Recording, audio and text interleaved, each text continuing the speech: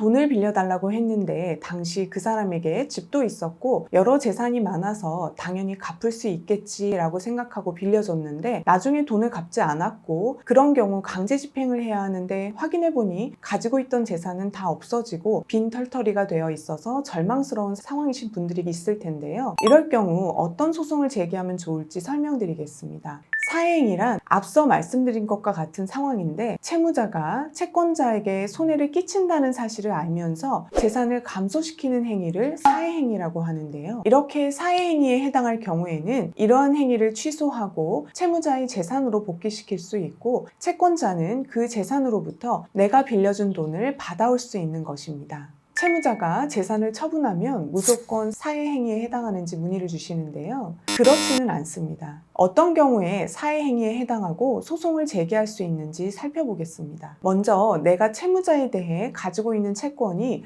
금전채권이거나 특정되지 않은 물건을 달라고 할 수 있는 권리여야 합니다. 또한 보증인이 있는 경우는 괜찮지만 물적 담보가 있는 경우에는 그 담보의 범위 내에서는 나에게 해가 발생하지는 않기 때문에 해당되지 않습니다. 또한 채권은 원칙적으로 채무자의 행위 이전에 발생해야 하고, 다만 변제기는 아직 도래하기 전이어도 무방합니다. 어떤 행위가 사의행위에 해당하는지가 제일 중요한데요. 일단 채무자의 행위여야 합니다. 예를 들어 채권자의 채무자에 대한 채권에 대한 담보를 제공하기로 했던 사람이 담보물을 처분한 경우에는 채무자의 행위가 아니기 때문에 사행위 취소 소송의 대상이 되지 않습니다. 재산권을 목적으로 한 행위여야 하고, 이 행위로 채무 초과 상태에 이르거나 이미 채무 초과 상태에 있는 것을 심화시킴으로써 채권자를 해하는 행위여야 하는데요. 법원은 채무자의 행위로 인해 채무자의 채무총액이 재산의 총액을 초과한다는 것이 확정되지 아니하고서는 채무자에게 채권자를 해하는 법률행위가 있었다고 단정할 수 없다고 판시한 바 있습니다. 구체적으로 살펴보면 처분한 부동산에 근저당권이 설정되어 있고, 근저당권 채권 최고액이 부동산의 시가를 넘는 경우에는 일반 채권자의 공동담보가 안 되기 때문에 사해행위에 해당하지 않고, 편취한 돈을 송금한 경우에도 채무자의 재산이 아니기 때문에 사해행위에 해당하지 않습니다. 상속의 포기의 경우에도 해당되지 않고, 이혼 시 재산 분할에 대해서는 원칙은 해당되지 않는다고 하고, 예외적으로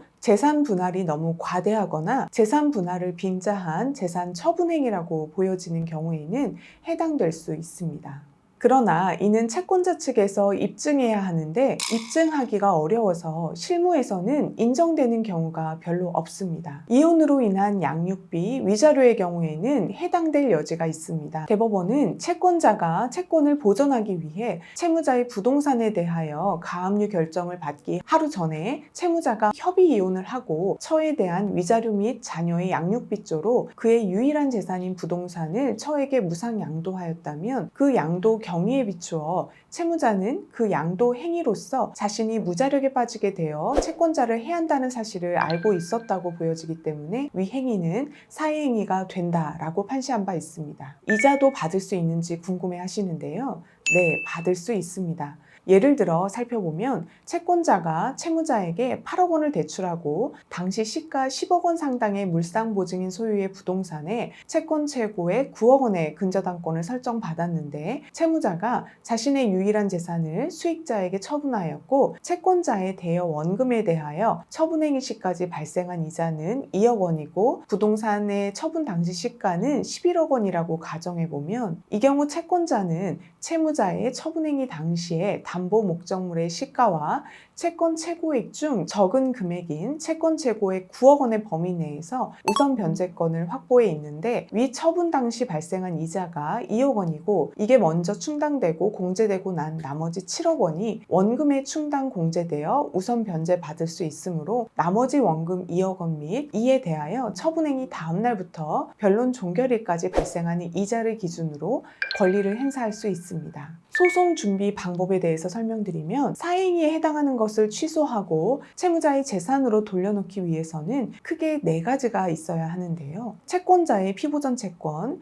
채무자의 사회행위, 채무장의 사회의사, 이 3가지는 소송을 제기한 채권자가 입증을 해야 하고 수익자, 전득자의 악의는 이를 주장하는 자, 즉 소송을 당한 사람이 입증해야 합니다. 이와 같은 사실을 입증하기 위해 파악해야 할 자료들은 사실 소송 전에 마련하기는 쉽지가 않고 소송 과정에서 금융거래 등을 조회해서 그 자료를 가지고 입증해야 하는 경우가 많습니다. 따라서 의심스러운 일이 발생했을 때에는 변호사와의 상담을 통해 앞으로의 과정을 설명 듣고 준비하시는 게 좋습니다. 다만 이때 제일 중요한 것은 소송을 제기할 수 있는 기간을 지키는 것인데요. 취소 원인을 안 날로부터 1년, 법률 행위가 있은 날로부터 5년 내에 제기해야 하기 때문에 일이 발생하면 바로 상담을 받은 후 소송을 준비하셔야 합니다. 변호사의 도움을 받을 수 있는 방법에 대해서 안내드리겠습니다. 사행위 취소 소송은 소송 과정에서 증거 자료를 확보해야 하고 확보된 증거 자료들을 분석해서 사회행위에 해당하는지에 대한 충분한 주장 및 입증이 필요합니다. 제가 했던 사건은